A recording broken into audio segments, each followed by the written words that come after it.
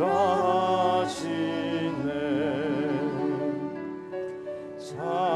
찬양하리 찬양하리 죽임당한 어린 양 주께 영광 돌리어라. 우리 죄를 씻어주셨네. 나의 가는 길이 좁고 내 뜻대로 안 돼도 모든 욕심 다 버리고 주만 따라가겠네.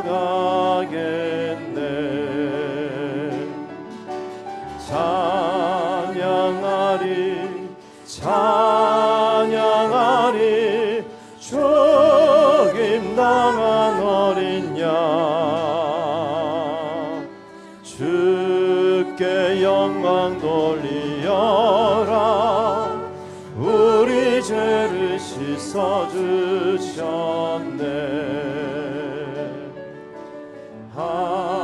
한량없는 주의 은혜 나를 영접하셨네. 내가 지은 모든 죄와 허물 용서하셨네.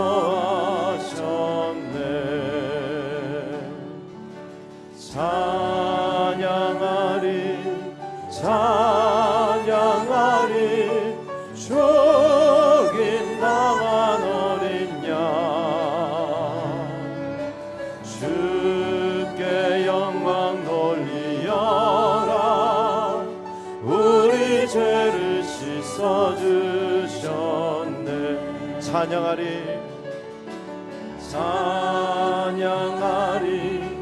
찬양하리 죽임당한 어린 양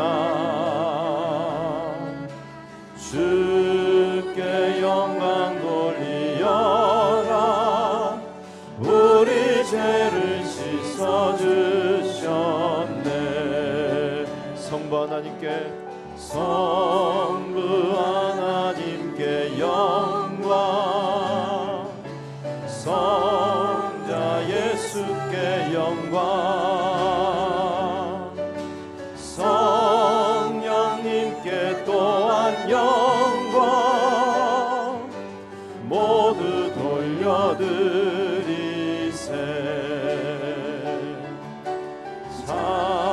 찬양하리 찬양하리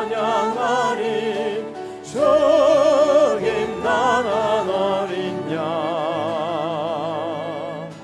주께 영광 돌리어라. 우리 죄를 씻어주셨네.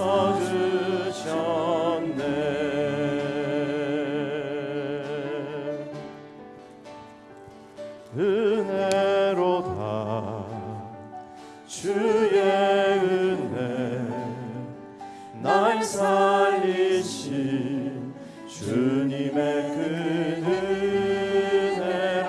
은혜로다 주의 은혜 날 살리신 주님의 은혜. 은혜로다 은혜로다 주의 은혜 날 살리신 주님의 그 은혜라. 은혜로다 주의 은혜 날 살리신 주님의 은혜. 그 은혜 내 맘에 영원히 나를 붙들고 가네. 그 은혜 평생에 영원히 나를 일으키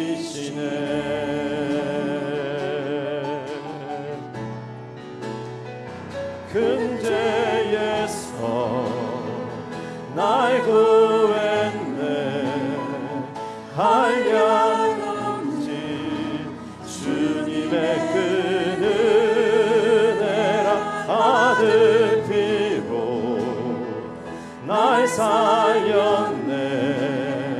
증량 못할 주님의 은혜. 근제에서 날 구했네. 근제에서 날 구했네. 한량 없는 주님의 그 은혜라. 아들 피로 날 살렸네. 증량 못할 주님의 은혜. 그 은혜 내 맘에 영원히 나를 붙들고 가네. 그 은혜 평생에 영원히 나를 일으키시네. 그 은혜 그 은혜 내 맘에 영원히 나를 붙들고 가네. 그 은혜 평생에 영원히 나를 일으키신 그 은혜 내 맘에 그 은혜 내 맘에 영원히 나를 붙들고 가네. 그 은혜 평생에 영원히 나를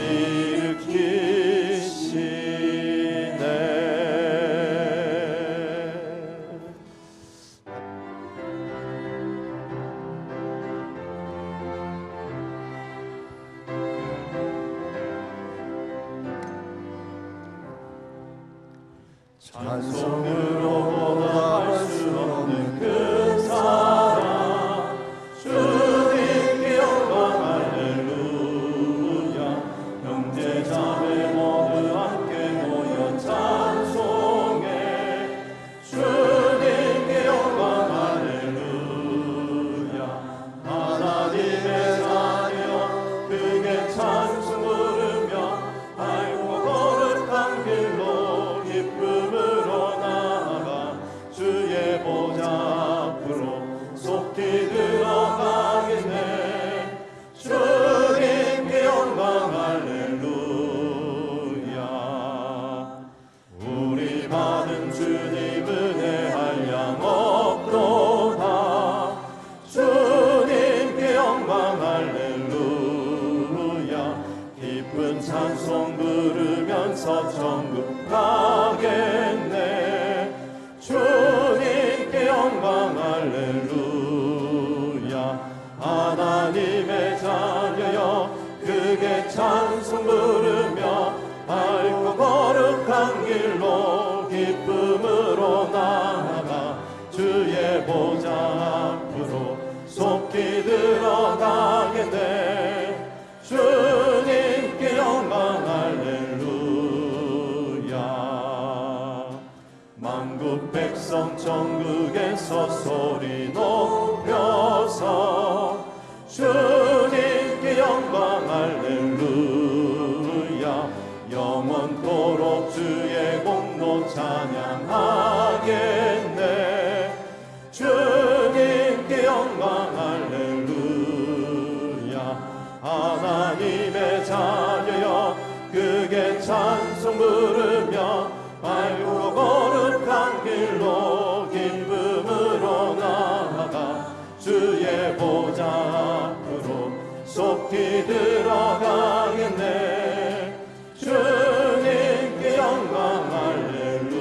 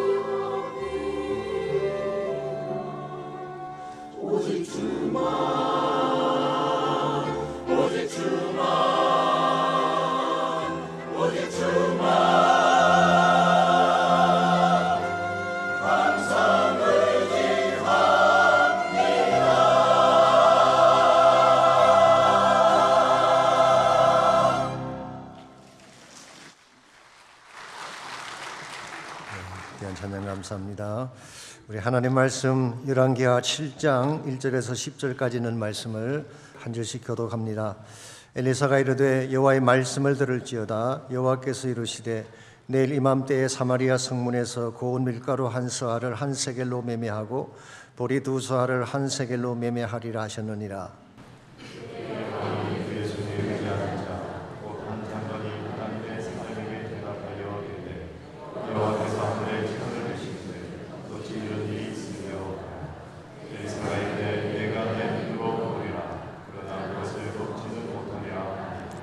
성문의 귀에 나병 환자 4사람이 있더니 그 친구에게서로 말하되 우리가 어찌하여 여기 앉아서 죽기를 기다리랴.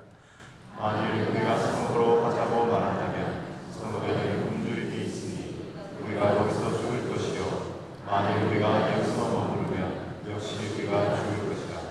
그런즉 우리가 가서 아람 군대에게 항복하자. 그들이 우리를 살려주면 살 것이요 우리를 죽이면 죽을 것이라. 아람 진으로 가리하여 해질 무렵에 일어나 아람 진영 끝에 이르러 본즉 그곳에 한 사람도 없으니 이는 주께서 아람 군대로 병거 소리와 말소리와 큰 군대의 소리를 듣게 하셨으므로 아람 사람이 서로 말하기를 이스라엘 왕이 우리를 취하여 에스라엘 왕들과 애국 왕들에게 값을 주고 그들을 우리에게 오게 하였다. 해질 무렵에 일어나서 도망하되 그 장막과 말과 나귀를 버리고 진영을 그대로 두고 목숨을 위하여 도망하였습니다. 그 나병 환자들이 진영 끝에 이르자 한 장막에 들어가서 먹고 마시고 거기서 금과 의복을 가지고 가서 감추고 다시 와서 다른 장막에 들어가 거기서도 가지고 가서 감추니라. 나병 환자들이 그 친구에게서로 말하되 우리가 이렇게 해서는 아니 되겠도다. 오늘은 아름다운 소식이 있는 날이거늘 우리가 침묵하고 있도다. 만일 밝은 아침까지 기다리면 불이 우리에게 미칠지니 이제 떠나 왕궁에 가서 알리자 하고 가서 성읍 문지기를 불러 그들에게 말하 이르되 우리가 아람진에 이르러 보니 거기에 한 사람도 없고 사람의 소리도 없고 오직 말과 나귀만 매여 있고 장막들이 그대로 있더이다 하는지라. 아멘. 인생을 살다 보면 절망적인 상황에 빠질 때가 있습니다. 어디를 둘러보아도 돌파구가 보이지 않고 혼자 힘으로 아무리 발버둥 쳐도 빠져나올 수 없는 절망의 감옥에 갇힐 때가 있죠. 그때는 어떻게 해야 할까요? 맥스 루케이드가 쓴 책 폭풍의 눈 안에서란 책에 보게 되면 에디 리켄베크라고 하는 2차 대전의 영웅에 대한 스토리가 소개가 되어 있습니다. 이 사람이 공군 대위로서 2차 대전에 참전을 하고 많은 공을 세우고 훈장까지 받은 그런 사람입니다. 이 사람이 1942년 10월 당시 태평양 연합군 사령관이었던 메가드 장군에게 긴급 메시지를 전달하기 위해 B-17이라는 비행기를 타고 날아갔습니다. 그런데 도중에 생각지 않던 돌풍을 만나게 되면서 항로를 잃고 헤매게 됐습니다. 통신은 두절이 되었고 연료는 다 떨어지고 그래서 할 수 없이 남태평양 한가운데에 불시착을 하게 된 것입니다. 8명의 크루들이 구명보트를 타고 겨우 생존은 했지만 모든 것이 절망적이었습니다.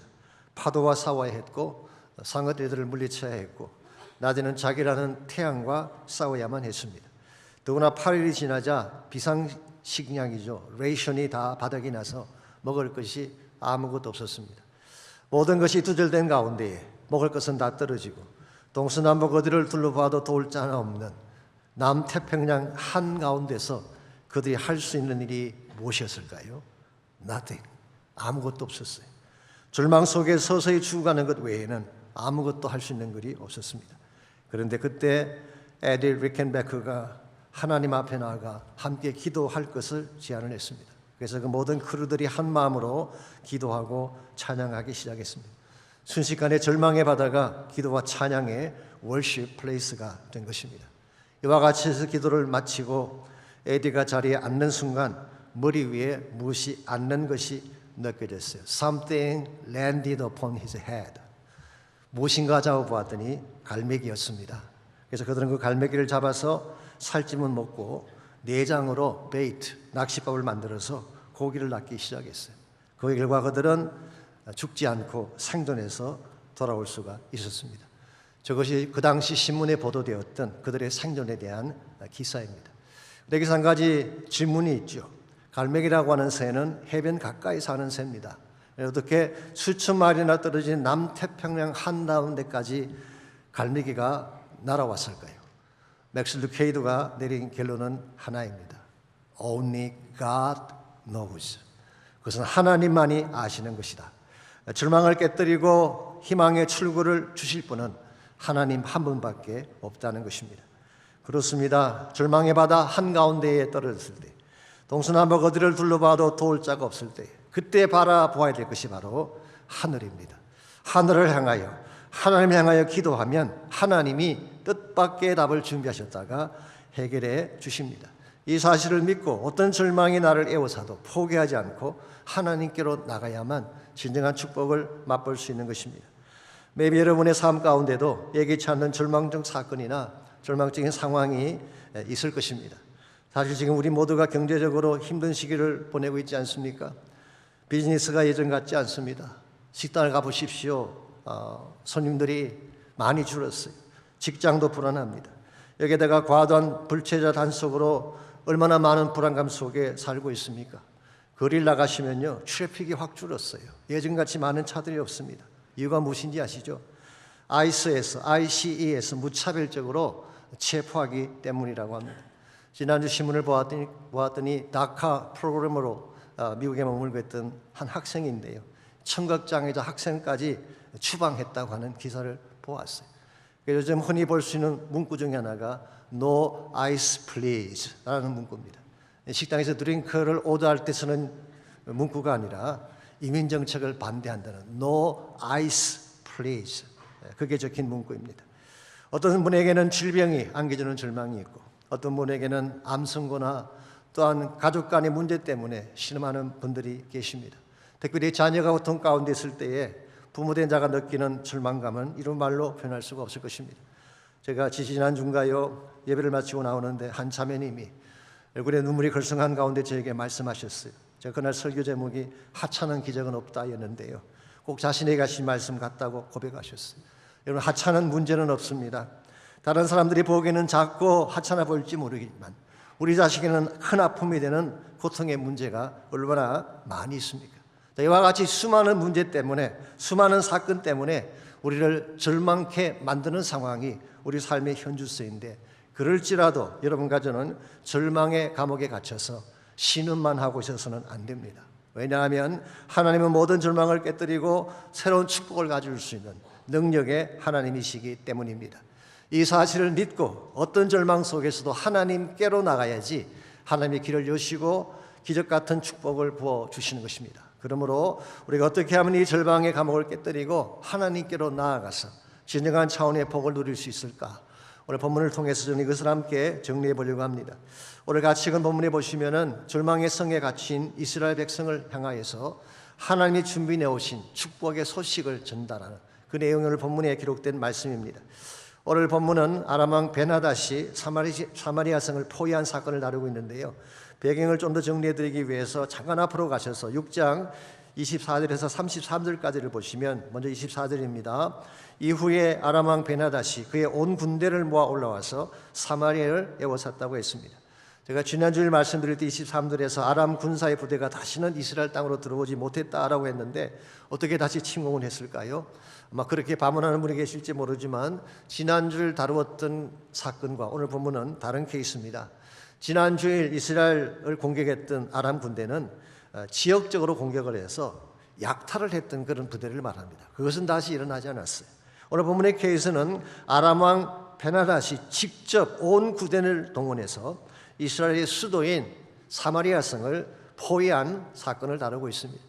여러분, 고대 사회에서 장시간 동안 성이 포위되면 어떤 현상이 벌어지나요? 엄청난 고통과 함께 굶주림이 찾아오죠. 모든 물자가 끊기고 이번 물까지 다 끊긴 가운데서 극심한 기아 상태가 찾아오는 것입니다. 그래서 25절을 보시면 그 상태가 얼마나 심각했는지를 다음과 같이 묘사하고 있습니다. 아람 사람이 사마리아를 애워삼으로 성중이 크게 줄여서 나귀 머리 하나에 은 80세겔이요 비둘기똥 4분의 1갑에 은 5세겔이라고 했습니다. 이 나귀라고 하는 고기는 원래 율법에 의하면 레위기 11장에 보게 되면 먹지 못하는 부정한 음식으로 간주가 되어 있습니다. 더구나 나귀 머리라고 하는 것은 먹기가 힘든 부위이기 때문에 쓰레기통에 버리는 것입니다. 소머리라면 모를까, 올림픽 칼국수 같은 데서 소머리 국밥도 만들고 맛있게 요리를 할 수가 있겠지만 나귀 머리는 그런 케이스가 아닙니다. 그런데 이것 하나에 쓰레기통에 버려야 될 나귀 머리 하나가 은 80세겔이에요. 비둘기 똥 4분의 1, 비둘기 똥도 땅에 버리는 것이죠. 그런데 4분의 1갑에 5세겔, 4분의 1갑은 0.3리터에 해당하는 것입니다. 여러분, 1년에 한 번 내는 성전세가 반세겔밖에 되지 않는데 쓰레기통에 버릴 나귀 머리가 80세겔이고 땅에 버릴 똥이 이처럼 비싸게 팔린다고 하는 것은 얼마나 심각한 굶주림과 기근의 상황이 왔는가를 반영해 주는 것입니다. 심지어 28절 말씀에 의하면 여인들이 자기 자식을 돌려가며 잡아먹는 이와 같은 극심한 상황까지 왔다고 설명하고 있습니다. 나갈 길은 없고 들어올 양식은 없는데 그 말라버린 성 안에서 죽기를 기다리는 정황, 이것이 바로 절망의 성에 갇힌 상황이라고 할 수가 있습니다. 바로 이와 같은 상황에 하나님께서 들려주신 음성이 있었어요. 바로 그 음성을 같이 읽었던 본문인 1절입니다. 엘리사가 이르되 여호와의 말씀을 들을지어다. 여호와께서 이르시되 내일 이맘때에 사마리아 성문에 고운 밀가루 한 스아를 한 세겔로 매매하고 보리 두 스아를 한 세겔로 매매하리라 하셨느니라. 내일 이맘때라고 하는 말은 24시간 뒤를 말하는 것입니다. 하룻밤만 지나고 나면 고운 밀가루 한 스아는 곡식을 재는 단위인데요 7.3리터에 해당한다고 합니다. 그걸 한 세겔로 살 수가 있대요. 보리 두 스아 14.6리터인데 한 세겔로 구입할 수 있을 것이라고 했어요. 조금 전에 제가 비둘기똥 말씀드렸는데요, 비둘기똥 0.3리터를 5세겔이라고 했어요. 그러므로 7.3리터면 25배의 양이죠. 이것을 5분의 1 값으로 사는 것입니다. 그러므로 가격 차이가 125배나 나는, 이것이 오늘 본문이 말씀하고 있는 하나님이 주시는 풍성한 회복의 역사라고 할 수가 있습니다.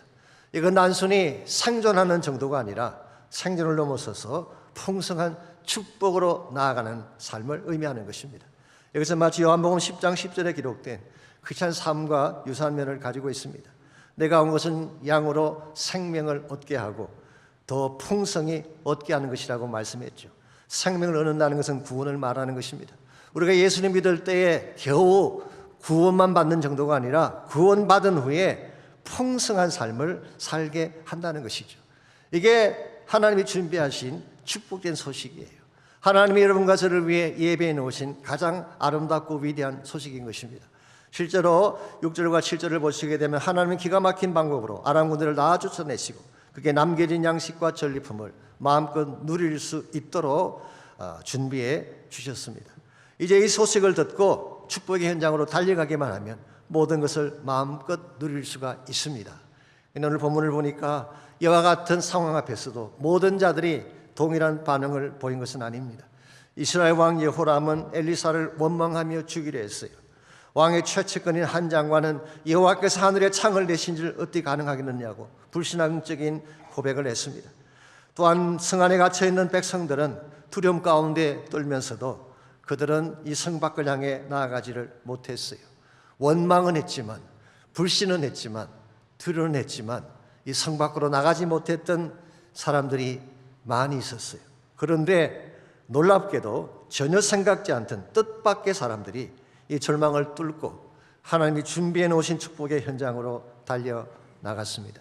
이 뜻밖의 사람들이 바로 나병 환자들이었습니다. 사람들이 보시면 성문어기에 살던 나병 환자 3사람이 나오죠. 이들이 누구인지는 정확하게 알 수가 없습니다. 그러나 랍비들의 전승에 의하면 이들이 게하시의 아들이라 그렇게 소개하고 있어요. 기억나십니까? 게하스가 재물을 탐하다가 문둥병에 걸린 사건. 그때 게하시만 병에 걸린 것이 아니라 그 자손들도 저주를 받는다고 하셨어요. 이걸 보면 부모된 우리의 책임이 참 크죠. 함부로 살아서는 안 되겠구나. 왜냐하면 그 자녀들이 그 열매를 먹기 때문이죠. 어쨌든 간에 이 4명의 나병 환자들, 뜻밖의 사람들입니다. 사실 그 시대에 가장 천대받고 부림받던 인물들이었죠. 근데 하나님은 이들을 통해 축복의 현장을 보게 하셨고, 이들을 통해 아름다운 소식을 전가하게 하셨고, 이들을 통해 사마리아 상의 절망 가운데 죽어가던 백성들을 살게 하신 것입니다. 이것이 바로 하나님의 준비하심이에요. 그분의 준비하심은 항상 우리의 기대를 넘어섭니다. 그리고 뜻밖의 사람과 뜻밖의 소식을 통해 우리를 건져내시고 우리에게 새소망의 빛을 부어주시는 것입니다. 그러나 하나님의 준비하심이 아무리 위대하고 그 소식이 아무리 아름답다고 할지라도 믿음으로 받지 아니하면 그 축복은 나와 아무 상관이 없습니다. 그러나 반대로 아무리 절망의 벽이 두터워도 믿음으로 하나님께 나가면 하나님은 절망을 깨뜨리고 여러분과 저에게 진정한 차원의 축복을 부어주시는 것입니다. 그러므로 우리가 어떻게 하면 절망이라는 이 장벽을 깨뜨리고 하나님께로 나아가서 하나님이 준비하신 복을 마음껏 누리며 살아갈 수 있을지, 오늘 본문에 소개된 사마리아 성의 케이스를 통해서 절망을 깨고 참된 축복을 누리는 3가지 비결을 함께 정리하려고 합니다. 첫 번째로 절망을 깨고 풍성한 축복 속에 살려면 불신앙의 성에서 나와야 돼요. 불신앙의 성에 갇혀있는 한 하나님께서 무슨 일을 행하셔도 그 행하신 일을 누릴 수가 없습니다. 2절 말씀 다시 보겠습니다. 그때 왕이 그의 손에 의지하는 자 곧 한 장관이 하나님의 사람에게 대답하여 이르되 여호와께서 하늘에 창을 내신들 어찌 이런 일이 있으리요 하더라. 엘리사가 이르되 내가 내 눈으로 보리라 그러나 그것을 먹지는 못하리라 하니라. 여기 등장하는 장관이 누군지는 알 수가 없지만 왕이 의지할 정도라고 했으니까 얼마나 권세가 높은 실세였겠습니까? 이 장관이 4명의 나병 환자보다 못 배웠겠습니까? 아마 훨씬 더 많은 것을 배웠을 것입니다. 더 좋은 위치, 더 좋은 신분, 더 좋은 머리를 가지고 있음에도 불구하고 그들은 하나님의 소리를 믿지 않았어요. 불신앙이 그 마음을 가득 채우고 있기 때문에 아무리 하나님이 놀라운 일들을 행해 주셔도 내 마음 안에 불신앙의 바위가 있으면 그 사실이 믿어지지가 않습니다. 그 축복을 누릴 수가 없는 것입니다. 그래서 엘리사가 그에게 뭐라고 했나요? 너가 눈으로 볼 수는 있지만 그것을 먹지는 못할 것이다. 실제로 그는 하나님이 준비하신 그 축복을 봅니다. 그러나 먹지 못하고 20절 말씀에 하면은 성문 앞에서 백성들에게 밟혀 죽었다고 오늘 성경은 기록하고 있습니다. 또한 성 안에 살고 있던 백성들도 동일합니다. 지금 성문 하나를 사이에 두고 바깥에는 축복이 사이에 있는데 성 안에는 기근과 굶주림과 살인의 절망이 가득 차 있죠. 성문을 열고 나가기만 하면 엄청난 양식이 준비되어 있는데 그들은 스스로 성 안에 갇혀서 그 축복을 누리지 못하고 있습니다. 이유가 뭘까요? 그들 마음을 가득 채우고 있는 불신앙 때문이죠. 근데 그 반면에 4명의 나병 환자들은 달랐습니다. 우리 3절과 4절을 보시면은 여기 앉아서 죽기를 기다리니 차라리 아람 군대에게로 가자. 그러면서 말하기를 그들이 우리를 죽이면 죽을 것이라. 죽이면 죽을 것이라. 영어 성경 If they kill us, then we die. 그들이 우리를 죽이면 죽는다는 것입니다. 이걸 좀 더 고상하게 표현하자면은 죽으면 죽으리라 그런 뜻입니다. 여러분 이것은 자포자기의 선포가 아니라 일종의 결단입니다. 절망에 눌려 죽기보다는 하나님의 가능성을 향해 가보자는 것입니다. 그리고 그들은 결단하고 달려갔기 때문에 축복의 현장을 맛볼 수 있었어요. 사실 단순한 신앙을 가져야지 결단하기가 참 쉽습니다. 그래서 거지들은 이사할 때 참 쉬워요. 학군 따지고 로케이션 따질 필요가 없어요. 깡통 하나 옮기면 그게 이사예요. 오늘 본문에 나오는 나병 환자들이 바로 그런 케이스입니다. 그들은 몰래 가진 것이 없으니까 옮기는데 가는데 아무런 어려움이 없었습니다. 그래서 정말 단순한 믿음으로 진영에 도착해 봤더니 한 명의 사람도 없고 남겨진 양식이 가득 차 있었던 것입니다. 사랑하는 성도 여러분, 우리가 하나님의 은혜를 받으려면 단순해야 돼요. 너무 복잡하고 계산할 것이 많은 사람들 은혜 받기 참 쉽지 않습니다. 저는 단순한 신앙으로 은혜 받은 좋은 케이스가 요한복음 9장에 나오는 날 때부터 소경된 자의 케이스라고 생각합니다. 예수님께서 예루살렘에 가셨다가 날 때부터 소경된 한 사람을 만나고 그 소경의 눈을 뜨게 해주셨죠. 이건 엄청난 기적입니다. 예루살렘 한복판에 생활해진 아주 대표적인 메시아닉 사인이죠. 메시아 표적을 행한 것입니다. 그때 유대 공회가 모이고 유대인들이 발칵 뒤집어졌습니다. 이거 그냥 두게 되면 큰일 날 것 같거든요. 그래서 눈뜬 그 사람을 잡아다가 그에게 족치면서 이렇게 말합니다. 예수는 죄인인데 어떻게 이런 일을 행할 수가 있겠느냐. 그때 요한복음 9장 25절에서 그가 이렇게 답을 하죠. 대답하되 그가 죄인인지 내가 알지 못하나 한 가지 아는 것은 내가 맹인으로 있다가 지금 보는 그것입니다. 짧은 구절이긴 합니다만 여기에 이 소경이 가지고 있던 세 가지 신앙의 특징이 나와 있어요. 첫 번째로 정직한 신앙이죠. 아는 것은 안다고 하고 모르는 것은 모른다고 고백하는 것. 이게 정직한 신앙입니다. 두 번째 그의 신앙은 체험적 신앙이었어요. I was blind, but now I can see. 과거에 내가 눈먼 자였는데 지금 내가 보게 됐습니다. 이건 본인이 직접 한 체험이기 때문에 누구도 가감할 수가 없고 부인할 수 없는 본인의 간증이죠. 체험적 신앙을 가졌어요. 무엇보다도 이 소경은 단순한 신앙을 가졌습니다. 한 가지만 안다고 했어요. 그 한 가지가 무엇일까요? 예수는 그리스도라고 하는 한 가지만 안다는 거예요. 자, 이것이면 충분하죠. 예수는 그리스도입니다. Jesus is Christ. 이 한 가지면 충분하지 않겠습니까? 이와 같이 단순한 신앙을 가졌기 때문에 그는 최대의 메시아닉 표적인 눈뜬 기적을 맛보게 되었고 하나님을 만나게 된 것입니다. 여러분과 제 삶도 마찬가지입니다. 이 불신앙의 성을 빠져나오려면 단순해야 돼요. 단순한 믿음으로 하나님께 나가야 됩니다. 믿으라면 믿는 것입니다. 가라면 가는 것입니다. 기도하라면 기도하는 것입니다. 아무리 계산이 안 서도 하나님이 말씀하시면 순종하는 거예요. 그때 하나님이 준비하신 기적이 나의 소유가 되는 것입니다. 그러므로 우리가 이 절망의 성을 나와서 참된 축복으로 나가려면 단순한 믿음, 하나님을 신뢰하는 믿음이 필요합니다. 두 번째로 능력의 현장을 봐야 하는 것입니다. 하나님이 일하시는 현장에 가서 직접 체험을 해야만 우리가 진정한 신앙인이 될 수 있다, 그런 뜻입니다. 5절에서 7절까지를 보십시오. 아람 진으로 가리하여 해질 무렵에 일어나 아람 진영 끝에 이르러 본즉 그곳에 한 사람도 없으니, 이 4명의 나병 환자들이 아람 진영에 가봤더니 한 명의 사람도 없었어요. 이유가 뭔가요? 이는 주께서 아람 군대로 병거 소리와 말소리와 큰 군대 소리를 듣게 하셨습니다. 여기에 가장 중요한 단어가 주께서라는 단어입니다. 지금 여기 일어난 이 사건은 우연히 일어난 해퍼닝이 아니에요. 주님이 행하신 사건이에요. 하나님이 행하신 사건이에요. 하나님이 아람 군대를 하여금 병거 소리를 듣게 하고 말소리를 듣게 하고 큰 군대 소리를 듣게 해서 그들 스스로가 우왕좌왕하게 한 후에 그들 스스로가 큰 군대가 공격해 왔구나라고 오해하게 한 나머지 그들은 모든 것을 내려놓고 도망친 것입니다. 이건 하나님이 하신 거예요. 이 하나님이 하신 그 현장에 직접 가서 현장을 체험해야지 우리 신앙이 성장하게 되는 것입니다. 많은 사람들이 인간의 논리를 가지고 하나님 행한 일을 이해하려고 하는데 절대로 되지 않습니다. 우리 인간의 지성이나 내가 경험한 경험 한도 안에서 하나님을 이해하려고 하면 하나님은 이해될 수가 없습니다. 하나님은 우리보다 훨씬 크신 분이기 때문에, 무엇보다 하나님이 행하시는 모든 것은 영적인 일이기 때문에 영적 세계로 들어가지 아니하면 절대로 하나님을 경험할 수가 없습니다. 우리말 속담에 낯 놓고 기억자도 모른다는 말이 있죠. 낯의 모양이 기억자 모양인데요, 그걸 앞에 놓고도 기억자를 모른다. 이 말은 정말 머리가 나쁘다, 그런 뜻이겠죠. 그런데요, 아인슈타인이 낯 놓고 기억자를 알았을까요, 몰랐을까요? 모릅니다. 당대 최고의 물리학자였지만 그는 낯을 놓고도 기억자를 알 수가 없습니다. 왜 그런지 아시죠? 한글을 모르기 때문에, 한국에 살아보지 않았기 때문에 알 수가 없는 것입니다. 내가 아무리 뛰어난 지성을 가져도, 아무리 내가 석학 박사라고 할지라도 내가 그 안에 들어가지 아니하면 알 수가 없는 거예요.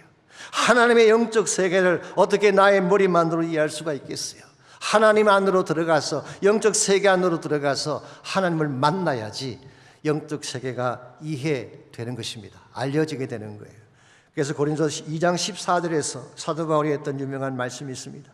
육에 속한 사람은, 이것은 피지컬 월드에 사는 사람을 말합니다. 킹 제임스 버전은 이것을 내추럴 맨이라고, 자연인이라고 번역을 했습니다마는, 육에 속한 사람은 하나님의 성령의 일을 받지 아니하나니 이는 그것들이 그에게는 어리석게 보이며 또 그는 그것들을 알 수도 없나니 그러한 일은 영적으로 분별되기 때문이라. 육에 속한 사람, 아직 하나님 만나지 못한 사람, 내추럴 맨은 아무리 머리가 뛰어나도 영적 세계를 알 수 없다는 거예요. 이것은 영적으로라야 분별할 수 있기 때문에. 그러므로 여러분들이 정말 하나님을 체험하기를 원하면 하나님 안으로 들어오셔야 돼요. 하나님이 일하시는 현장 안으로 들어오셔서 하나님을 맛보셔야 됩니다. 테이스트 하셔야 돼요. 시편 34편 8절에 보게 되면 다윗이 했던 유명한 고백이 나오죠. 너희는 하나님의 선하심을 맛보아 알지어다. 그에게 피하는 자는 복이 있도다. Taste and see that the Lord is good.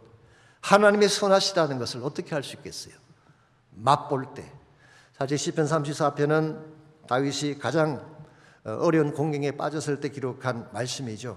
그가 사울 왕을 피해서 블레셋 자경으로 도망을 쳤다가 아기스 왕 앞에 서게 됩니다.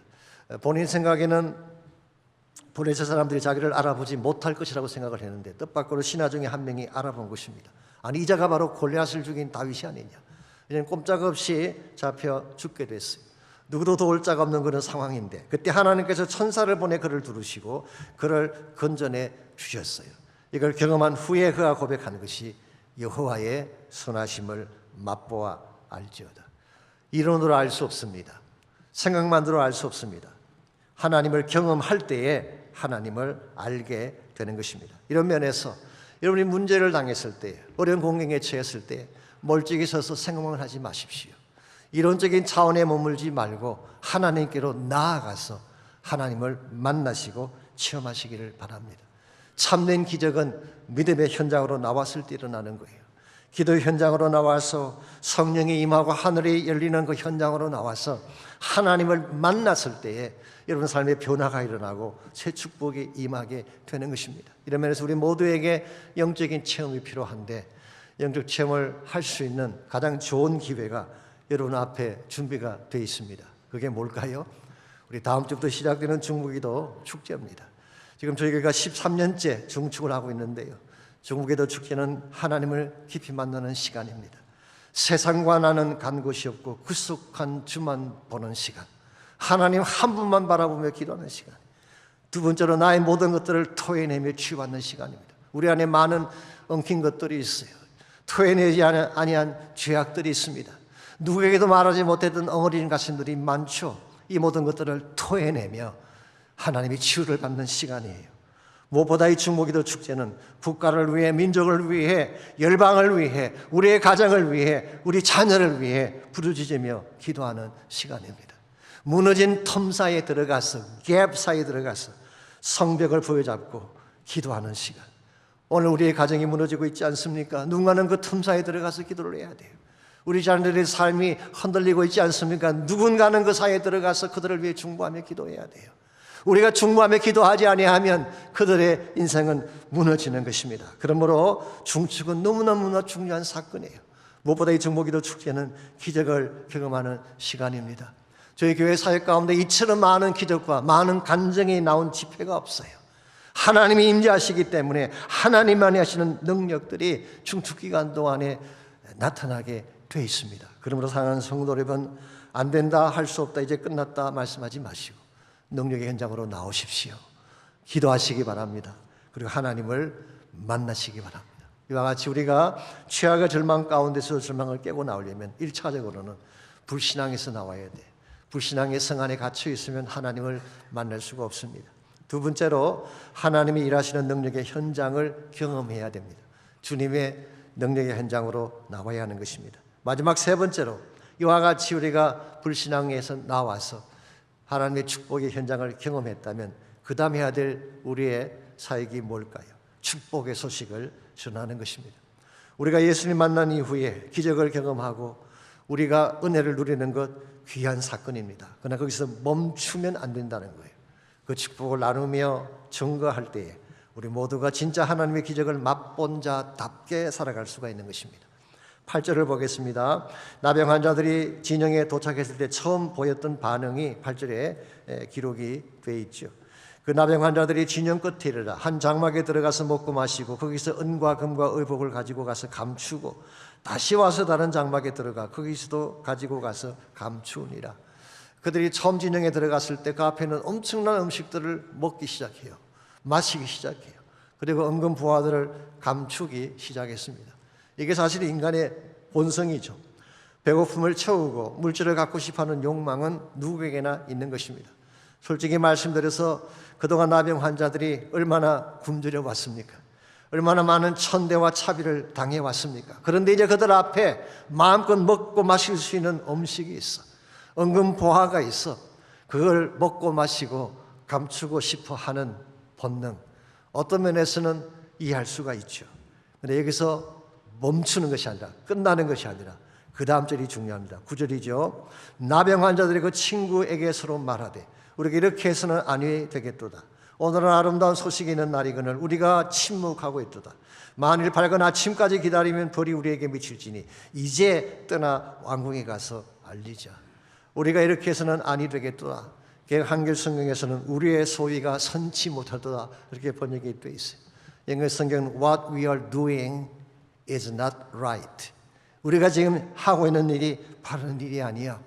그들은 한참 먹고 마시던 중에 깨달은 것입니다. 오늘은 아름다운 소식이 있는 날인데 우리만 먹고 마시고 침묵한다면, 그만 내일 아침까지 기다린다면 우리에게 벌이 있을 거야. 그리고 그들은 왕궁으로 달려가서 이 소식을 알렸습니다. 저는 이와 같은 것이 참으로 은혜 받은 성도들의 모습이라고 생각합니다. 만약 오늘 본문의 말씀이 이 나병 환자들이 성 안에 진영에 들어가서 잘 먹고 잘 마시고 잘 살았더라고 끝났더라면 오늘 이 스토리는 허무한 스토리가 될 뻔했습니다. 그런데 감사하게도 그들은 자신의 잘못을 깨닫고 일어나 왕궁으로 가서 사마리아 성으로 가서 이 소식을 전했다는 것, 이게 귀한 것입니다. 여러분과 제 삶도 동일합니다. 우리가 예수님 안에서 구원받고 풍성한 삶을 누리는 것 얼마나 감사한 사건입니까? 그런데 오늘 많은 사람들이 여기서 멈춘다는 데에 문제가 있죠. 소위 말하는 영적 이기주의가 우리도 모르는 사이에 많이 팽배해져 있습니다. 나만 구원받고 나만 천국 가면 됐지. 나만 행복하고 건강하게 잘 살면 됐지. 다른 사람들의 문제를 내가 왜 아파해야 되며 내가 왜 관심 가져야 되는가, 이런 멘탈리티가 우리도 모르는 가운데 많이 팽배해져 있습니다. 우리 교회만 부흥하면 되지, 우리 교회만 잘 되면 되지, 다른 교회들에 대해서는 I don't care. 이것을 하나님이 기뻐하실까요? I don't think so. 하나님, 모든 교회는 하나님의 교회예요. 모든 교회가 다 부흥해야 돼요. 모든 교회가 다 잘 돼야 되는 것입니다. 나만 잘 되고 우리 교회만 잘 된다는 이기주의적 멘탈리티를 깨지 아니하면 하나님의 진정한 나라는 이루어질 수가 없습니다. 솔직히 말씀을 드리면 나를 위한 일에는 얼마나 우리가 전심을 다해 달려왔습니까? 나의 성공을 위해, 나의 축복을 위해, 나의 평안을 위한 일에는 아낌없이 우리는 투자하며 인생을 달려왔습니다. 그러나 하나님에 대해서는 어떠했는지요? 정말 최선을 다하셨나요? 정말 나의 소중한 것을 하나님을 위해 드리며 살아왔나요? 얼마 전에 지미 카터 대통령이 세상을 떠났습니다마는 100세 2개월을 사시다가 천국으로 가셨어요. 그분이 남긴 업적은 너무 많기 때문에 다 소개할 수가 없습니다마는 제가 알기로 그분은 95세가 될 때까지 자기 고향 조지아 플레인즈에 있는 시골 교회에서 하나님 말씀을 가르치다가 결국 나중에 천국으로 가셨습니다. 오래전에 쓴 책 중에 Why Not the Best? 왜 최선을 다하지 못했는가라는 유명한 책이 있죠. 이게 사실 자서전인데요. 그런 그 책 속에서 이런 고백을 적고 있습니다. 나는 내 교회의 전도 프로그램에서 14년 동안 참가하여 1년에 10가정씩 140가정을 방문하고 전도한 것을 자랑스럽게 생각해왔다. 그러나 1966년 내가 주지사에 입후보하고 선거운동 3개월 하는 동안 악수를 나눈 사람의 숫자가 30만 명이 넘는다. 나를 위해서는 3개월 사이에 30만 명을 만나면서 하나님을 위해서는 14년 동안 겨우 140가정에게 전도한 것을 부끄럽게 생각한다고 적고 있어요. 여러분, 겨우 140가정이라니요. 140가정 전도한 것이 작은 일입니까? 아닙니다. 엄청난 사역을 한 거예요. 그럼에도 불구하고 그가 그것을 자랑스럽게 여기지 않고 부끄럽게 여긴 이유가 뭘까요? 하나님 은혜에 대한 빚진 마음 때문입니다. 내가 받은 은혜는 너무나 많은데, 내가 하나님께 받은 축복은 너무나 놀라운데, 내가 주님께 드린 것은 너무나 작고 미약함에 대한 고백이라고 할 수가 있습니다. 여러분과 저에게도 이와 같은 고백이 필요합니다. 하나님의 은혜 앞에 정말 최선을 다했는지, 은혜 합당한 삶을 살아왔는지 우리는 질문하고 결단할 필요가 있습니다. 그러나 우리 힘만으로는 되지 않습니다. 오늘 본문에 나오는 나병 환자들처럼 우리의 본성은 악합니다. 우리의 본성은 이기적입니다. 이것 깨뜨리는 거 쉽지 않아요. 그러나 성령께서 내 마음 가운데 임재하시고 성령의 권세와 권능이 내 마음을 장악하시면 우리도 하나님 나라의 복음 증거자가 될 수가 있습니다. 사실은 초대교회가 그랬습니다. 그들도 처음에는 몸을 도살했어요. 두려워했어요. 유대주의적 이기심 때문에 예루살렘을 벗어나지 못했습니다. 그런데 성령이 임하고 성령의 권능이 그들을 덮게 되자 그들은 그 무엇도 두려워하지 않고 복음 위에 모든 것을 드릴 수가 있었어요. 동일한 역사가 저희 교회도 필요합니다. 그러려면 기도해야 됩니다. 하나님의 능력과 임재를 구해야 됩니다. 그때 우리 개인의 문제도 해결될 수가 있지만 그때 악한 영들이 떠나가고 그때 복음이 복음되고 땅끝을 향한 주의 비전이 이루어져 가게 되는 것입니다. 이것을 위해 8월 한 달 동안 우리 모두가 중보기도 축제를 모이기를 원하는데 여러분 꼭 오십시오. 전심을 다해 부르짖으십시오. 물된 동산의 축복이 내 심령에서부터 시작될 수 있도록. 하나님은 위대하고 그 능력이 많으신 분입니다. 그분의 지혜는 무궁하며 그분의 인자는 영원합니다. 상한 자를 고치시며 상처를 삼해 주십니다. 그가 구름으로 하늘을 덮으시면 그래서 다시 한번 땅을 향하여 비를 쏟아주시면 그때 죽은 심령이 살아나고 죽은 교회가 살아나고 예루살렘의 영광이 회복되고 다시 부흥이 찾아오는 것입니다. 우리 주는 위대하며 능력이 많으시도다. 그의 죄로 무궁하며 인자는 영원하도다. 상한 자를 고치시며 상처를 삼으시도다. 연륜의 수를 세시며 이름을 붙이셨도다. 그가 구름으로 하늘을 덮으시며 땅을 위하여 비 준비하시네. 예루살렘아 여호와를 찬송할지어다. 내 하나님을 감사로 주 앞에 나가며 주 임재 앞에 경배해. 우리 다 일어나셔서 다시 한번 고백합니다. 우리 주는 위대하며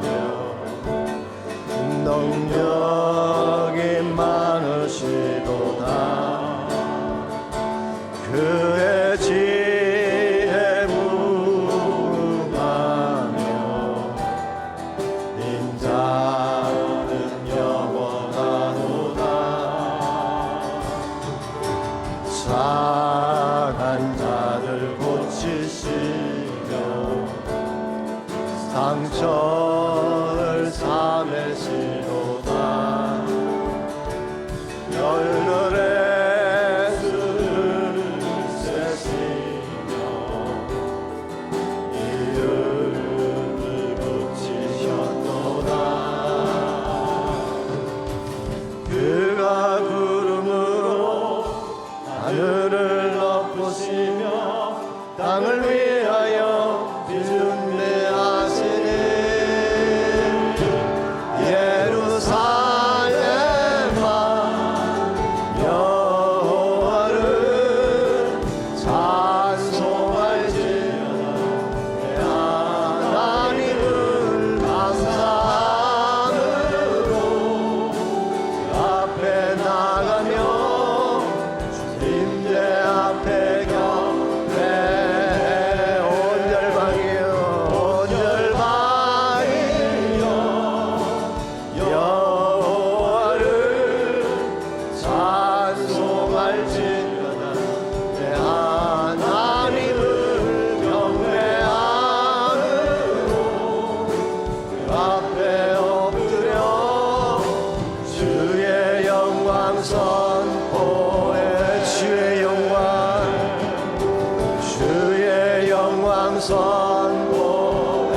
다시 한번 선포합니다.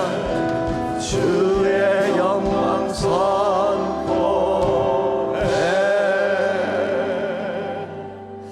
이제는 우리 구주 예수 그리스도의 은혜와 하나님 아버지의 무한하신 사랑과 성령님의 충만한 임재하심이 예배를 마치고 돌아가는 사랑하는 성도님 한 분 한 분에게 가정과 삶의 터전과 자녀들과 자손들 위해 이제로부터 항상 함께 하시기를 예수님의 이름으로 간절히 축원하옵나이다.